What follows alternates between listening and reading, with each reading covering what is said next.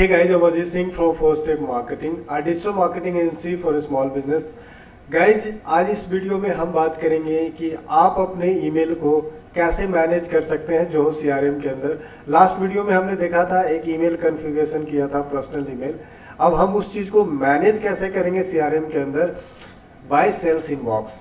साथ में हम समझेंगे सेल्स इनबॉक्स क्या है। तो ये बहुत इंपॉर्टेंट वीडियो है, ये बहुत लोगों को नहीं पता है बट ये बहुत इंपॉर्टेंट है। आपको क्यों इंपॉर्टेंट है, जब आप इस पूरे वीडियो को देखेंगे तो आपको समझ में आएगा कि ये बहुत बड़ा फीचर है जो कि अभी तक आपने एक्सप्लोर नहीं किया है।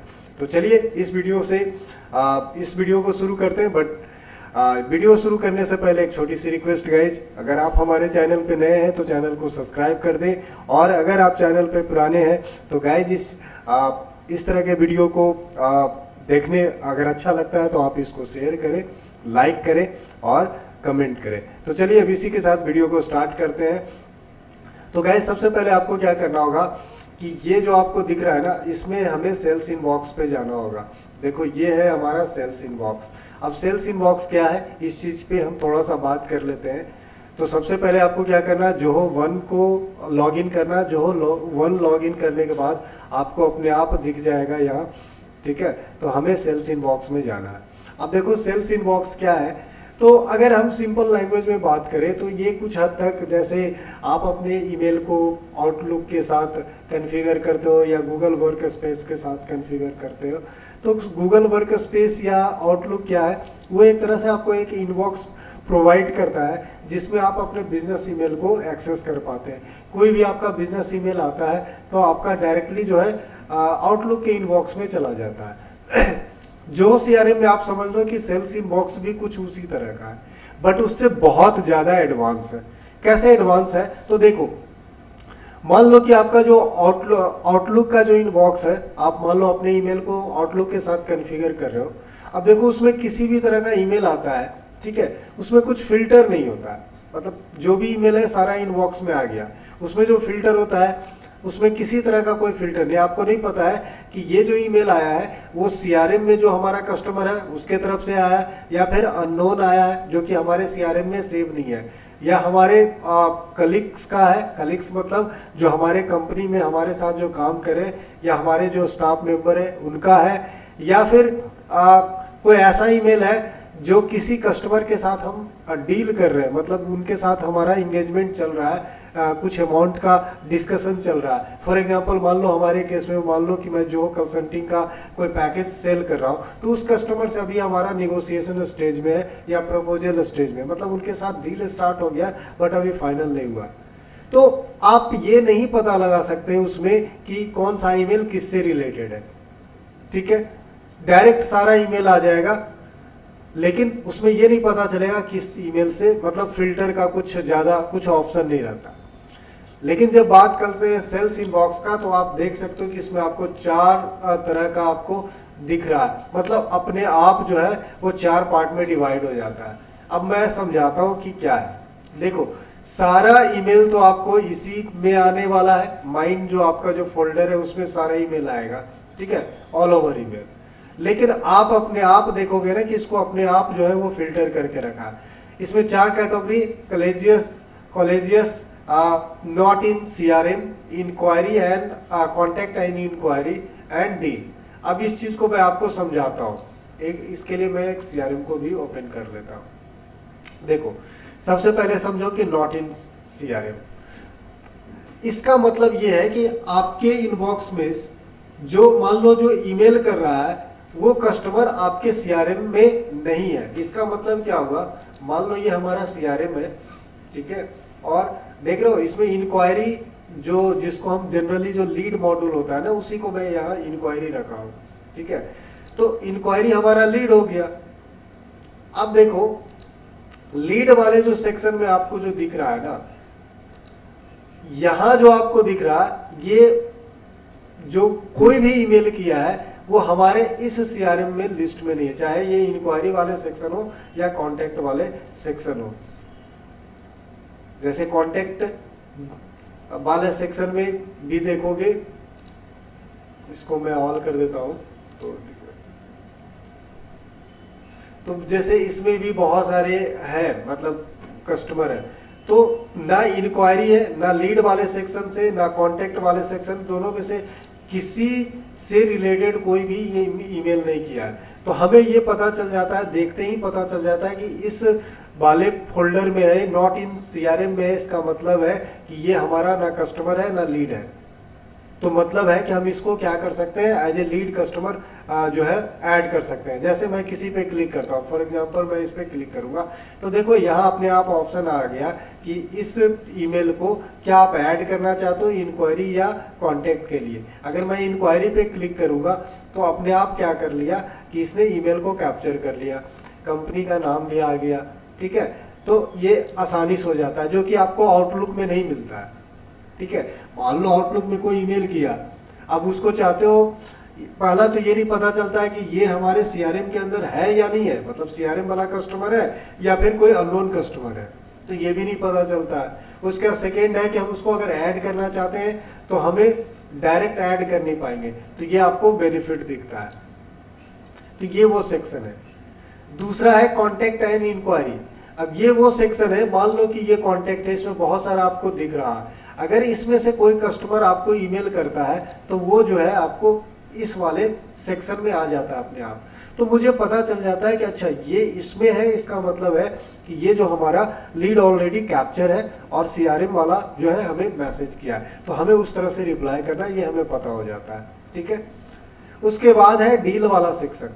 गाइस डील वाला सेक्शन है कि मान लो कि इसमें से बहुत सारा कॉन्टैक्ट है। अब इसमें से हो सकता है कि कुछ कस्टमर के साथ हमारा प्रपोजल डीलिंग चल रहा है, यानी जो डील वाले डील स्टेज पे है उसके साथ हमारा एक डील चल रहा है। जैसे कि मान लो कि ये एक कंपनी है जिसके साथ हमारा डील चल रहा है, तो अगर ऐसा कस्टमर जिसके साथ हमारा डील चल रहा है अगर वो किसी तरह का मैसेज करता है तो वो इस वाले सेक्शन में जाता है। देखो उस पे उसके साथ क्या है, कितने का डील है, वो भी आपको शो करता रहेगा।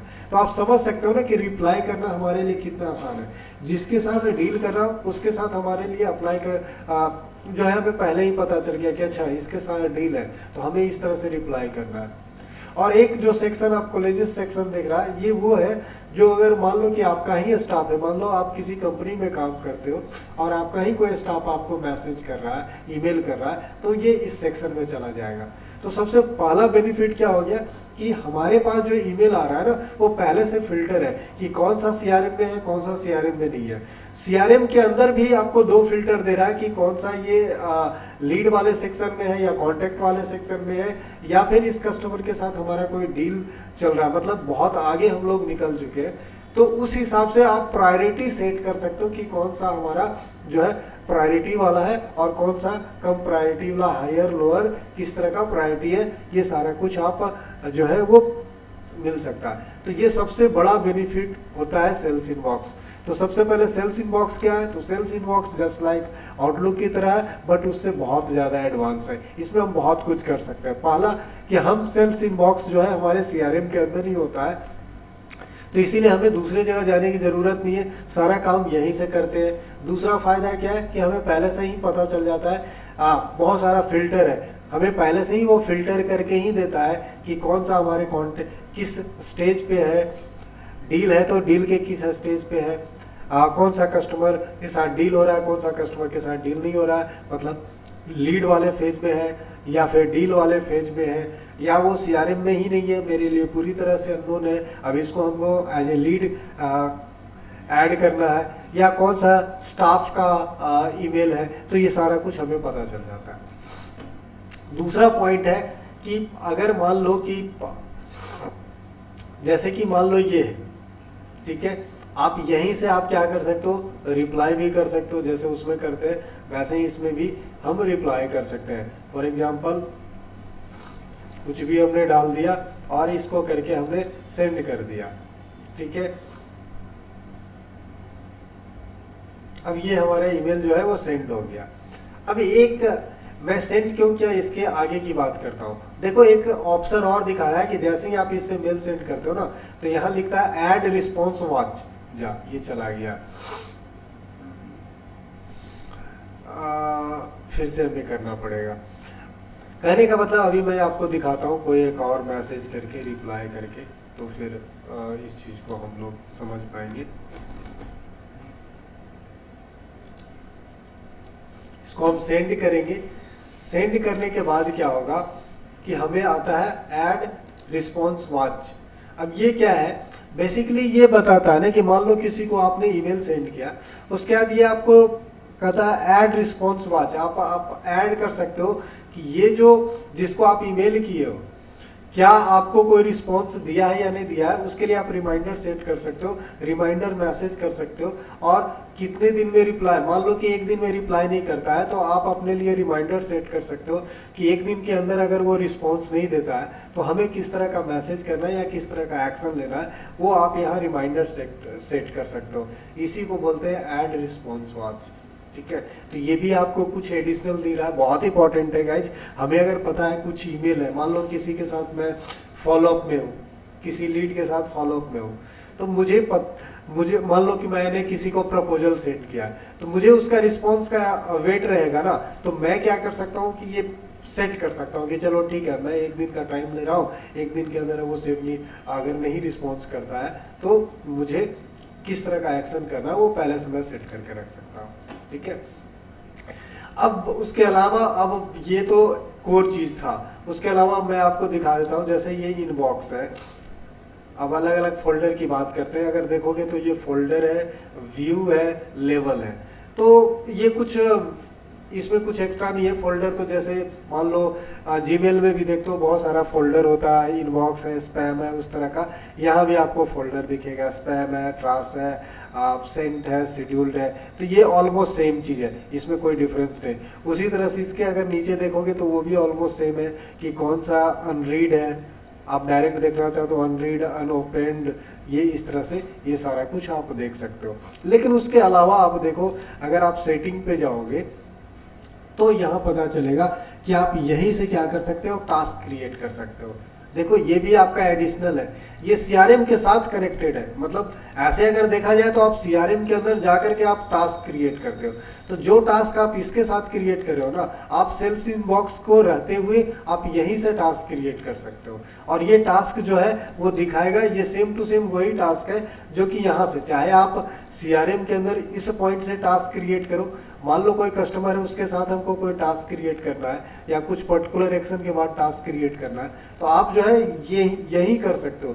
आपने किसी को ईमेल किया, अब मुझे लगता है कि इस कस्टमर के साथ 2 दिन के बाद मुझे जो है इस तरह का टास्क परफॉर्म करना है या कुछ करना है, तो हम यहीं से क्या कर सकते हैं, टास्क क्रिएट कर सकते हैं। तो आप समझ रहे हो ना कि कितना बेनिफिट है इसमें, कि सेल्स इनबॉक्स कितना इंपॉर्टेंट है। तो बेसिकली सेल्स इनबॉक्स का यूज होता है, मतलब हम अपने ईमेल को मैनेज कर सकते हैं, सेंड कर सकते हैं, टास्क क्रिएट कर सकते हैं, कस्टमर को जो है प्रायोरिटी बेसिस पे हम अपने ईमेल को फिल्टर कर सकते हैं कि कौन सा हमारा हायर है, मतलब डील वाले होगा वो सबसे ज़्यादा इम्पॉर्टेंट होगा, ऑब्वियस सी बात है, क्योंकि हमारे उसके साथ जो है वो डीलिंग चल रही है, तो वो सबसे हायर प्रायोरिटी पे होगा। उसके बाद है लीड वाले सेक्शन में, तो इसीलिए सेल्स इनबॉक्स का बहुत ज़्यादा इंपॉर्टेंट है गाइज। तो अगर आप जो हो सीआरएम यूज कर रहे हैं और अभी तक आपने सेल्स इनबॉक्स को कॉन्फ़िगर नहीं किया है, तो आपको सेल्स इनबॉक्स को कॉन्फ़िगर करना चाहिए।